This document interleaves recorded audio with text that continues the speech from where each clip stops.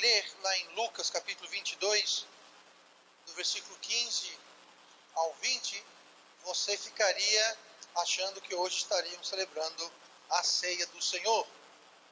De fato, o texto que nós lemos, ele se refere à instituição e à celebração da primeira ceia. E a primeira ceia, ela está ligada diretamente com a Páscoa, como nós veremos daqui a pouquinho. Mas hoje, como é o domingo de Páscoa, e nós celebramos a Páscoa, lembramos a Páscoa,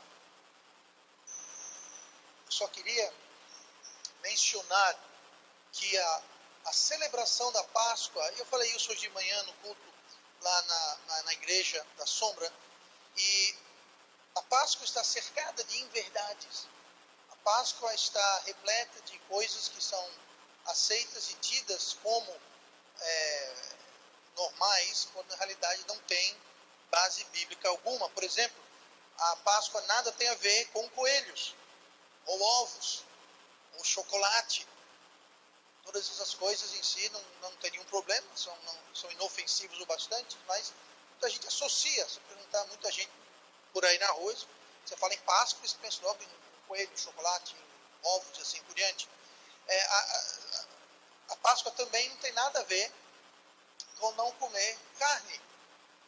Você pode comer peixe. Na quinta-feira, no culto lá na Sombra, me perguntaram de onde vem esse costume. Eu falei, eu não faço a mínima ideia. Eu sei de onde ele não vem da Bíblia. Inclusive na Páscoa, que é ligada rigidamente com a Páscoa judaica, os judeus eram comandados a comer carneiro assado. Não era peixe, era carneiro assado. Eles comiam. E na refeição, na última ceia, na ceia do Senhor, que nós lemos aqui em Lucas, eles estavam comendo pães ázimos, como era o costume, e carneiro assado. Então não sei onde é que vem o peixe.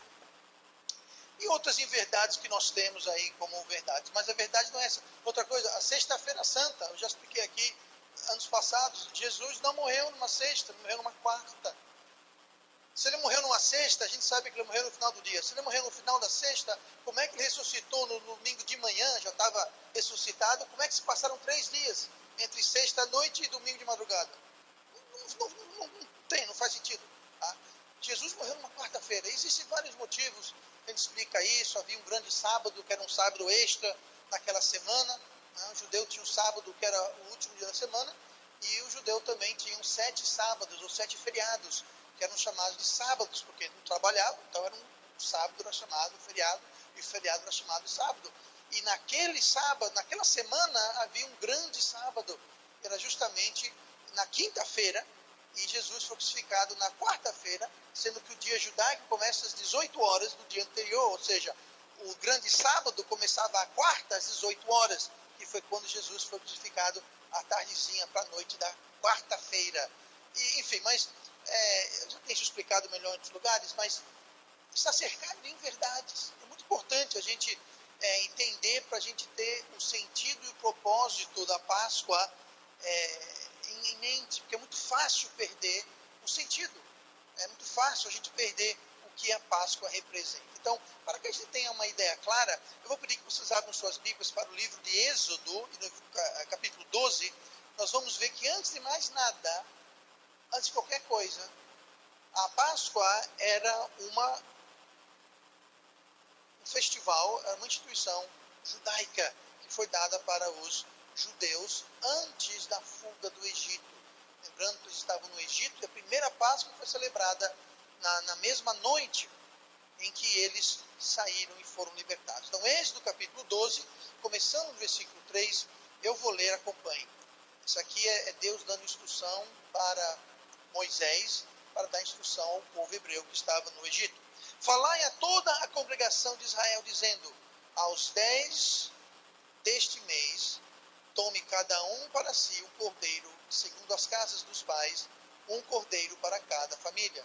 Mas, se a família for pequena para um cordeiro, então tome só com seu vizinho, perto de sua casa, conforme o número das almas, cada um conforme ao seu comer, fareis a conta conforme ao cordeiro.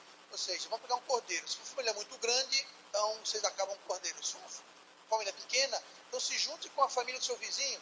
Se for só 3, 4 pessoas, vocês não vão comer um carneiro inteiro. Então, você faz o seguinte, vocês juntam com 2, 3, e de acordo com o número de pessoas, vocês então sacrificam o número adequado de cordeiros. O versículo 5. O cordeiro ou cabrito será sem mácula, um macho de 1 ano, o qual tomareis das ovelhas ou das cabras, e o guardareis até o 14º dia deste mês, e todo o ajuntamento da congregação de Israel o sacrificará à tarde. E tomarão do sangue e poloão em ambas as obreiras e na verga da porta, nas casas em que o comerem. E naquela noite comerão a carne assada no fogo, com pães ázimos, com ervas amargosas a comerão. Não comereis dele cru, nem cozido em água, nem assado no fogo, a sua cabeça com seus pés e com a sua fressura, e nada dele deixareis até amanhã, mas o que dele ficar até amanhã queimareis no fogo. Assim, pois, o comereis, os vossos lombos cingidos, os vossos sapatos nos pés, e o vosso cajado na mão, e o comereis apressadamente. Esta é a Páscoa do Senhor. Aqui Deus está instituindo a primeira Páscoa. E continue. E eu passarei pela terra do Egito esta noite, e ferirei todo o primogênito na terra do Egito, desde os homens até os animais, e em todos os deuses do Egito farei juízos. Eu sou o Senhor. E aquele sangue vos será por sinal nas casas em que estiverdes. Vendo eu sangue, passarei por cima de vós, e não haverá entre vós praga de mortandade, quando eu ferir a terra do Egito. Veja bem o capítulo 14. E este dia vos será por memória. Este dia vos será por memória. E celebrá-lo-eis por festa ao Senhor nas vossas gerações. O celebrareis por estatuto perpétuo.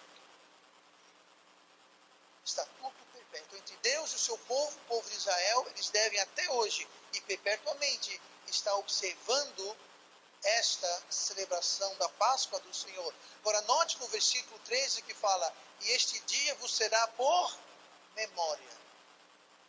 Lembrando que nós lemos o nosso texto, onde Jesus falou, onde é relatado por Lucas, que Jesus falou no versículo 19 de Lucas 22, fazei isto em memória de mim.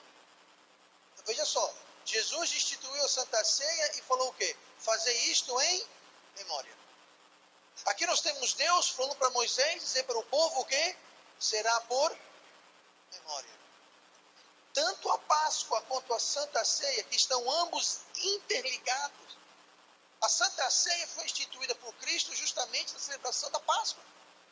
Mas ambos são um memorial.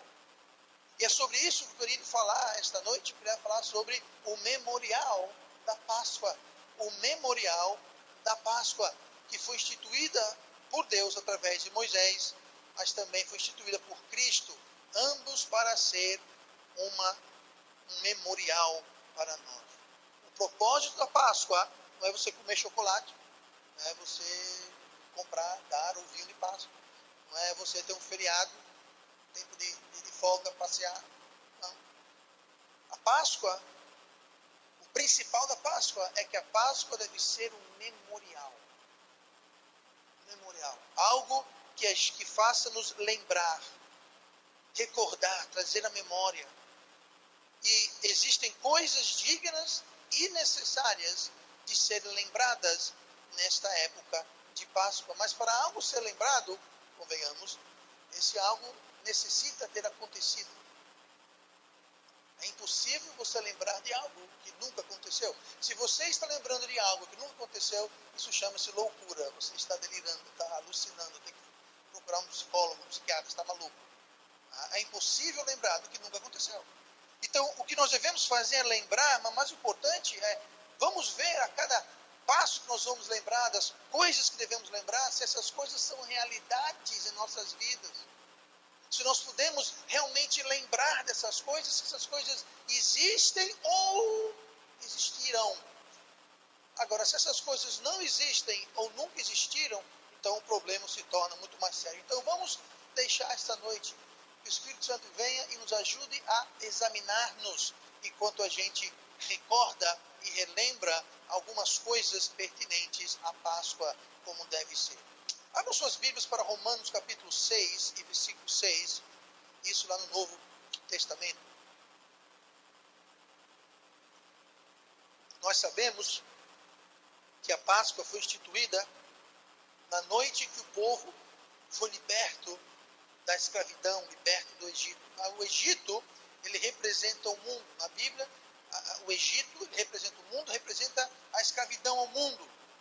E lá em Romanos 6, versículo 6, diz assim: sabendo isto, que o nosso velho homem foi com ele sendo Cristo, foi com ele crucificado, para que o corpo do pecado seja desfeito, para que não servamos mais ao pecado, porque aquele que está morto está justificado do pecado. O Egito representava o mundo e a escravidão ao mundo. E Paulo fala aqui em Romanos 6, que Cristo morreu por nós, foi crucificado por nós, para desfazer o corpo do pecado, para que nós não mais servamos o pecado. Assim como o povo servia os egípcios, servia o mundo. Eu pergunto, será que nós estamos hoje ainda escravizados ao mundo? Escravizados às coisas do mundo? Eu não falo apenas no sentido material de escravidão, de apegamento. Me refiro também ao sentido de as filosofias e os rudimentos do mundo. Lá em Colossenses 2, versículo 8, o apóstolo Paulo nos adverte: tende cuidado para que ninguém vos faça presa sua, por meio de filosofias e vãs sutilezas, segundo a tradição dos homens, segundo os rudimentos do mundo, e não segundo Cristo. Este cuidado, essa cautela que devemos ter, aqui Paulo nos chama a atenção: tende cuidado. Tenha cuidado. Acautelai-vos. Tenha cuidado para ninguém fazer presa. O que é presa? É alguém te prender, alguém te caçar, alguém te colocar em cativeiro, alguém te prender. Mas ele aqui nos dá essa responsabilidade e essa cautela cabe a nós. Deus nunca fará aquilo que nós devemos e podemos fazer. Nunca. Deus não trabalha assim. O nosso dever e a nossa capacidade nós devemos fazer. Deus não vai fazer por nós. Não adianta a gente orar para Deus para Ele nos livrar de alguma coisa que nós estamos carregando. Não vá colocar uma bomba no seu bolso e sair andando pedindo para Deus proteger você daquela bomba. Mas se a bomba explodir, então pega aquela bomba e joga ela bem longe. Não brinque com o pecado. Não brinque com o que devemos ter cautela. Então, se a gente quer proteção das coisas do mundo, nós devemos então evitar as coisas do mundo. E não ficar brincando, namorando, passando tempo junto com coisas que nós sabemos que vão nos fazer presa. Com filosofias, com rudimentos, com as coisas do mundo.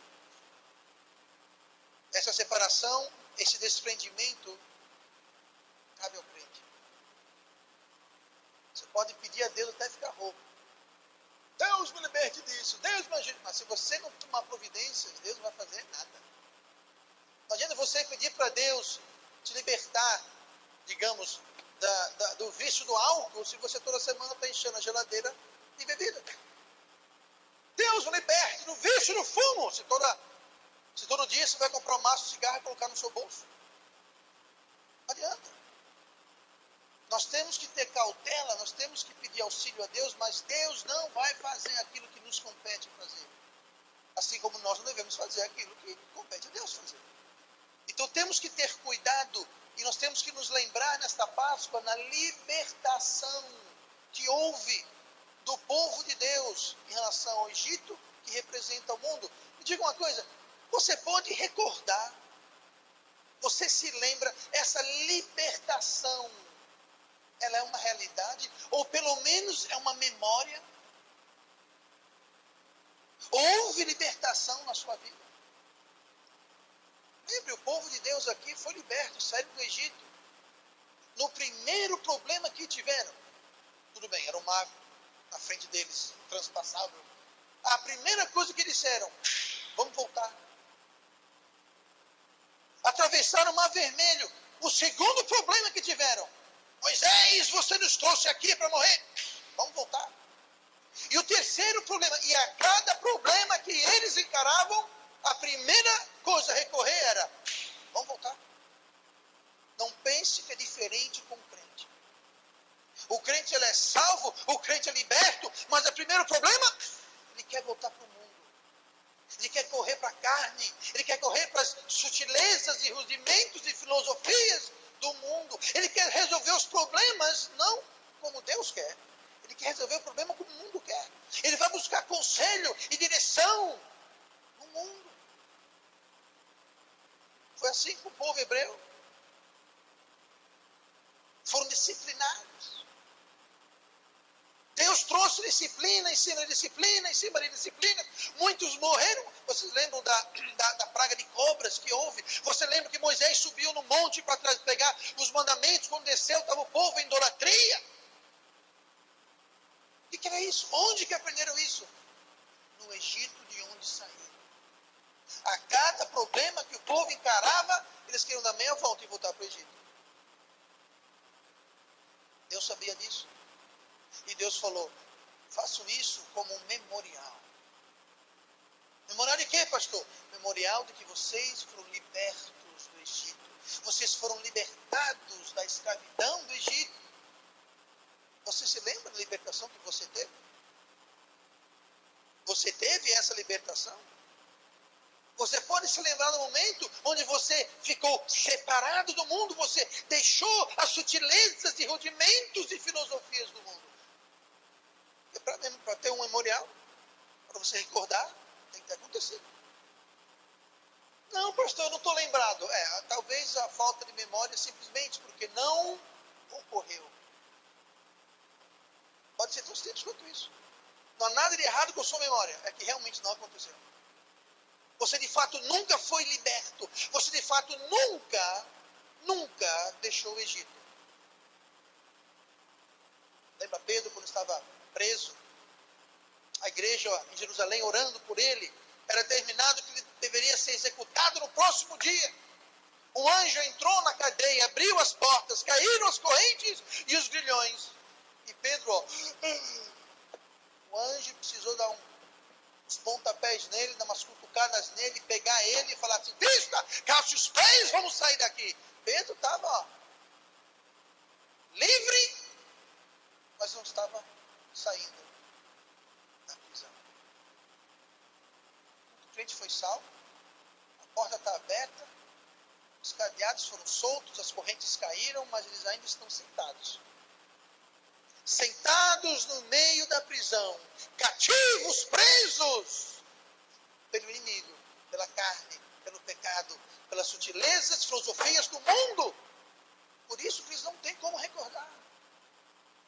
Por isso que a ceia, Jesus falou o quê? Fazer isso sempre que fizeres isso em memória de mim. Sempre que beberdes, em memória de mim. Sempre que comerdes, em memória de mim. Em memória de mim, por quê? Para a gente lembrar do alto preço que foi pago. Nesse memorial nós lembramos a libertação. Houve libertação. Muito crente segue até hoje escravizado ao mundo e ao pecado, porque não enterrou o homem velho. Não enterrou a natureza pecaminosa. O homem velho que foi crucificado com Cristo. Romanos 6, versículo 6, nós lemos isso. Sabendo isto, que o nosso homem velho foi crucificado com ele. O seu homem velho, aquela natureza pecaminosa que todos nós tínhamos e temos. Temos. A carne continua viva. Nós precisamos enterrá-la. Ela foi crucificada, mas nós precisamos enterrar. Tem muito crente que não enterrou o homem velho. Ainda anda carregando aquele defunto para cima e para baixo. Arrastando aquele defunto para cima e para baixo. E por isso são tantas as derrotas e as dificuldades que tem. Se o homem velho ainda está vivo, a coisa está séria. Se aquele homem velho continua vivo, algo está errado. Se ele não foi enterrado, algo está errado. Lembre-se esta Páscoa da sua libertação do mundo. E se você não pode lembrar, não consegue lembrar, então se pergunte: será que eu esqueci? Ou será que, como Pedro, fiquei sentado naquela cela, porta aberta, mãos e pés livres, mas lá estava dormindo? Vai precisar um anjo vir e dar uns pontapés, uns puxão de orelha, pegar você pelo cangote e arrastar você dali? Abram para Êxodo capítulo 12, esta noite. Êxodo capítulo 12, versículo 12, nos traz outra realidade que nós devemos lembrar. A Páscoa é um memorial. Deus instituiu a Páscoa para que a gente recordasse, nos lembrássemos. Êxodo 12, 12 diz assim, e nós lemos isso agora há pouco: e eu passarei pela terra do Egito esta noite, e ferirei todo o primogênito na terra do Egito, desde os homens até aos animais. Então, veja bem, aqui Deus está trazendo juízo sobre os homens que não eram o povo dele. Mas não era só os homens, continua aqui. E em todos os deuses do Egito farei juízos. Eu sou o Senhor. Deus, ele ia fazer juízo não só contra os inimigos físicos, humanos de Deus, mas também contra os espíritos malignos, as potestades espirituais. Os deuses do Egito nada mais eram do que espíritos malignos. Se você lembra aquele duelo que teve entre Moisés e Araão, e Faraó e os seus feiticeiros, seus magos, no início, todo aquele sinal que Araão fazia, o mandamento de Deus, os feiticeiros do Egito replicavam. Ali havia um poder sobrenatural. Ali havia algo além do normal. E era verdadeiro e era real. Porém, nem tudo que é sobrenatural é de Deus.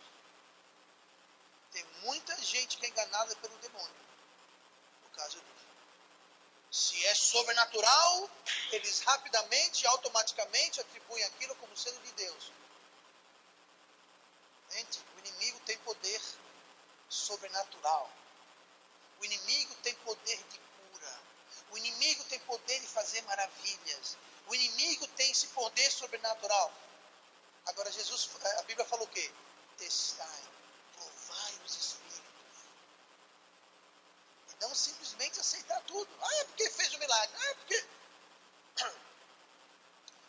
Ninguém lembra daquele espírita, ou não é bem uma pessoa, mas aquele médium, o tal de Dr. Fritz, se não me engano. Pessoas iam do Brasil inteiro, eram curadas.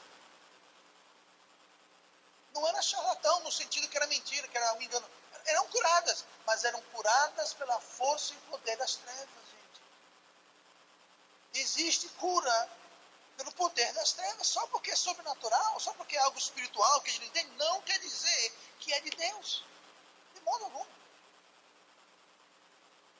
Mas Deus ali está dizendo que ia trazer juízo sobre todos os homens que não obedeceram. Todos os homens que não celebraram a Páscoa. Todos os homens que não sacrificaram o cordeiro e aplicaram sangue na porta. Mas também aos deuses. A Páscoa é memorial de que Deus triunfou e destruiu. Para a gente lembrar que Deus triunfa e destruirá os seus inimigos. Portanto, igreja, se posicione no lado certo. Não se posicione do lado dos inimigos de Deus. Se nós tomarmos a nossa posição ao lado dos inimigos de Deus, nós vamos perecer do mesmo jeito. 1 João 4, versículo 4. Filhinhos, sois de Deus e já os tendes vencido, porque maior é o que está em vós do que o que está no mundo. Deus tem vencido. Já os tendes vencido. Note que no tempo presente, você já venceu. Se nós já temos vencidos, então vamos tomar o nosso lado, ao lado do vencedor, que é Deus. que é Deus. Quando o crente não percebe isso, quando o crente não lembra disso, de que Deus terá a vitória, que Deus irá destruir os inimigos, o que acontece é que o crente acaba flutuando do lado do time errado. Tiago 4,4. Adúlteros e adúlteras, não sabeis vós que a amizade do mundo é inimizade contra Deus? Portanto, qualquer que quiser ser amigo do mundo, constitui-se inimigo de Deus. Constitui-se, você se faz. Não é que Deus faz de você, você se faz. Quando você é amigo do mundo, quando você tem amizade com o mundo, quando você toma o partido do mundo, o lado do mundo, você se fez, você se constituiu inimigo de Deus. E o que Deus faz com seus inimigos? A Páscoa nos faz lembrar que Deus, ele vai triunfar e destruir os seus inimigos. É desse lado que você quer estar. Você quer ficar do lado daqueles que vão ser destruídos e triunfados por Deus? Romanos 8,7. Porquanto a inclinação da carne é inimizade contra Deus. Lá em Tiago 4,4 fala sobre amizade com o mundo. Mas aqui em Romanos 8 fala que a inclinação da carne também é inimizade contra Deus.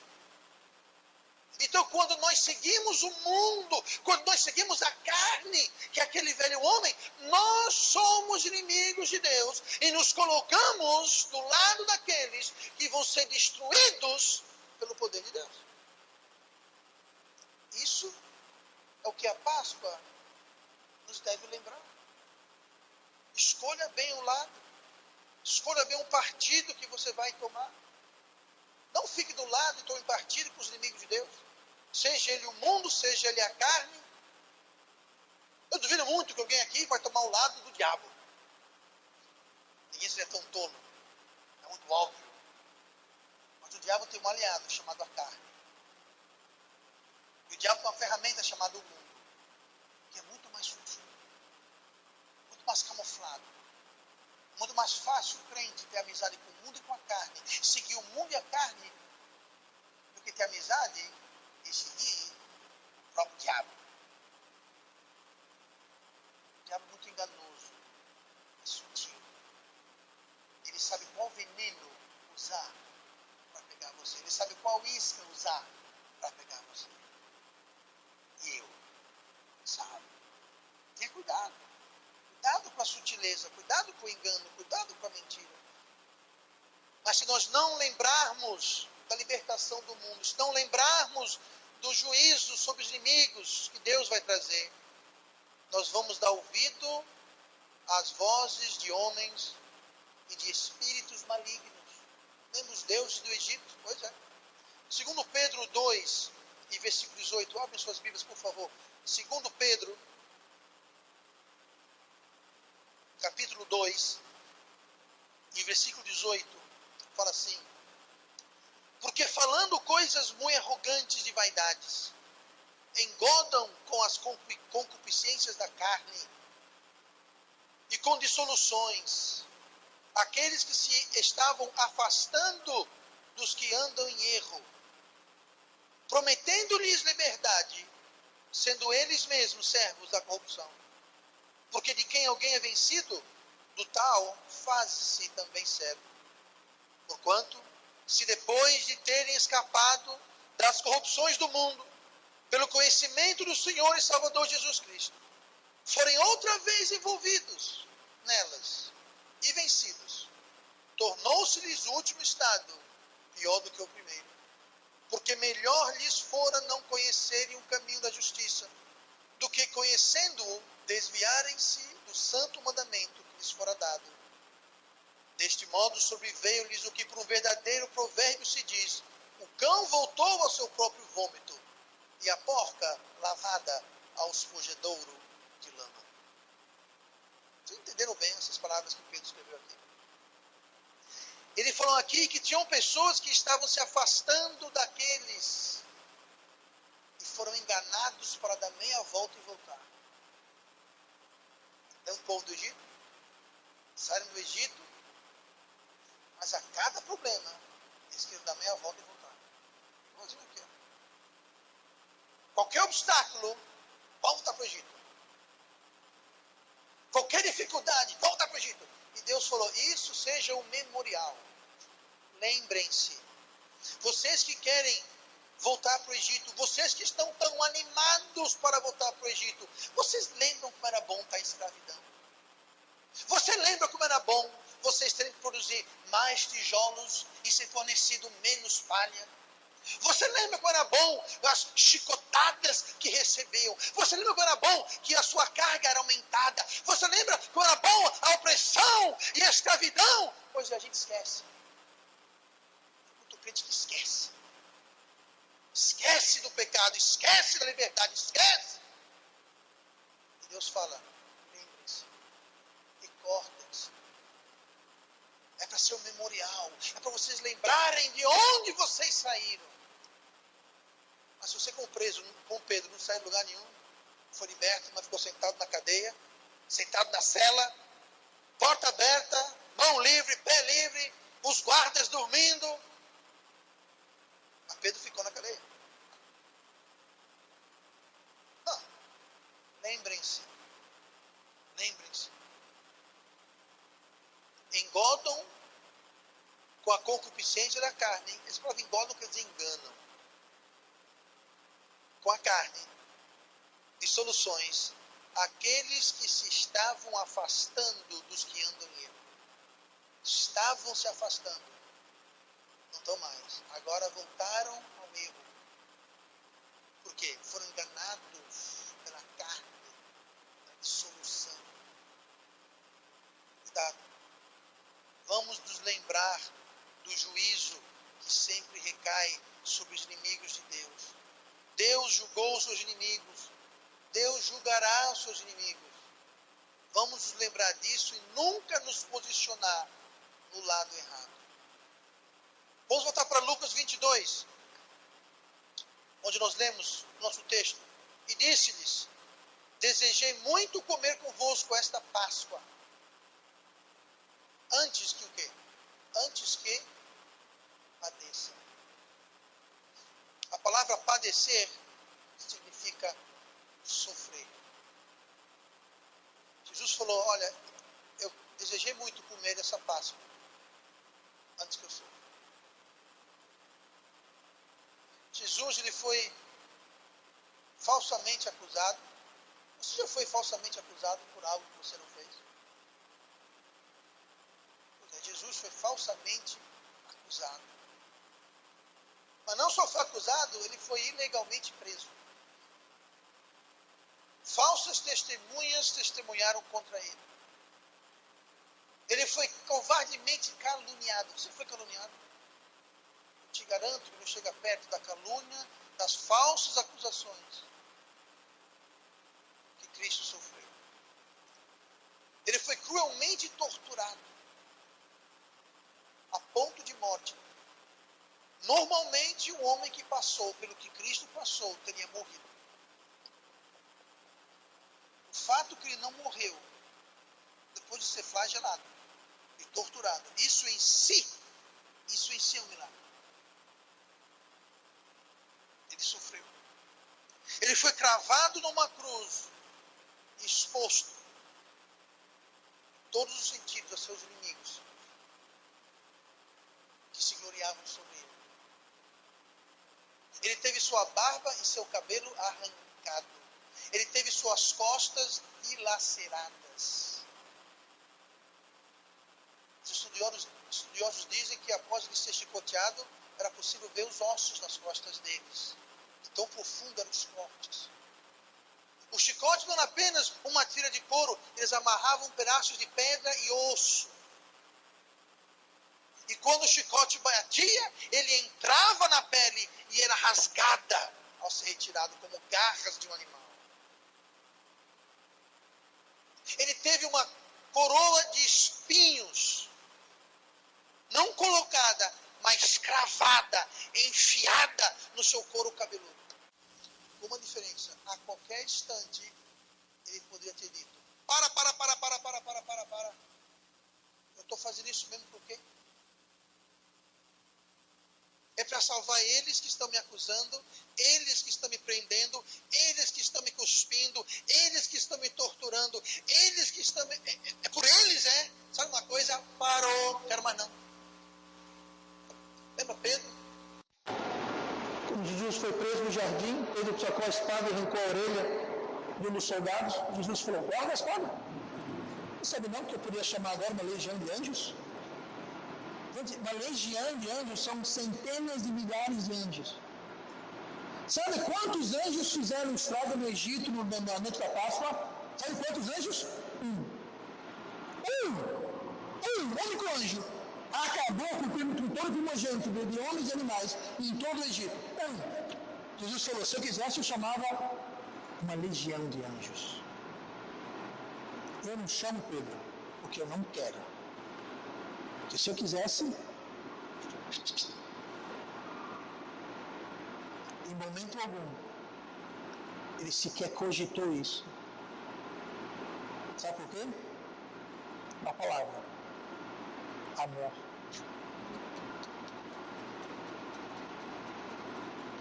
Nesta Páscoa, lembre-se do amor. Não aquele amor que a gente fala, eu amo pizza, eu amo isso, eu amo... Não. Isso aqui é um amor que faz, o amor que fez, o amor que foi para a cruz. Não só ele deu a vida, ele deu a sua vida da maneira mais sofrida, demorada, imaginável. Lembre-se desse memorial. Tudo isso ele fez de sofrer por você e eu. Lembre-se disso. Quando celebramos a ceia, quando celebramos a Páscoa, coma seu ovo de Páscoa, coma seu chocolate, desfrute do feriado, descanse. Mas lembre-se que Jesus Cristo morreu para nos libertar e para nos salvar.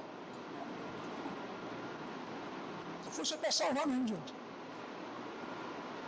Jesus não veio sofrer só para salvar você e eu do inferno, não. Ele veio para nos libertar do pecado. Você imagina a ofensa dele. Depois de tudo isso, tem gente que fala, não quero uma libertação, não. Eu quero ficar no mundo. Eu quero ficar no pecado. Pois é. Não se posicione no lado dos inimigos de Deus. Esse amor de Deus, ele pode transformar a sua vida. Transformar o seu entendimento. E por último, vamos para resumir, vamos para Coríntios 15. 1 Coríntios 15. Resumindo, por último e não menos importante, nós devemos lembrar-nos na Páscoa da vitória. Não essa vitória, a vitória no sentido vitória. 1 Coríntios 15, 55. Onde está, ó morte, o teu aguilhão? Onde está, ó inferno, a tua vitória? Ora, o aguilhão da morte é o pecado e a força do pecado é a lei. Mas graças a Deus que nos dá a vitória por nosso Senhor Jesus Cristo. Jesus Cristo nos dá a vitória. Vitória. Muita gente vivendo uma vida derrotada, uma vida marcada pela carne, pelo mundo, pelo pecado, rebelião, desobediência, servidão. E o tempo todo. Não se lembra, não se dá conta de que nós temos a vitória. Eu li uma história certa vez, eu creio que seja verdade. Uma mãe tinha um filho, esse filho saiu de casa para trabalhar em uma terra distante. E ela muito preocupada, porque era o único filho que ela tinha, e era viúva, e o filho foi embora. E todo ano o filho mandava uma carta para ela. Todo mês ele mandava uma carta para a mãe. A mãe abriu a carta, lia a carta, tem um papelzinho na estante, ela não sabia o que era. E ela foi colocando embaixo da cama. Basta a cama. Todo mês vinha essa carta, basta a cama. Tinha a carta do filho, esse papel que eu não sabia o que era, botava embaixo da cama.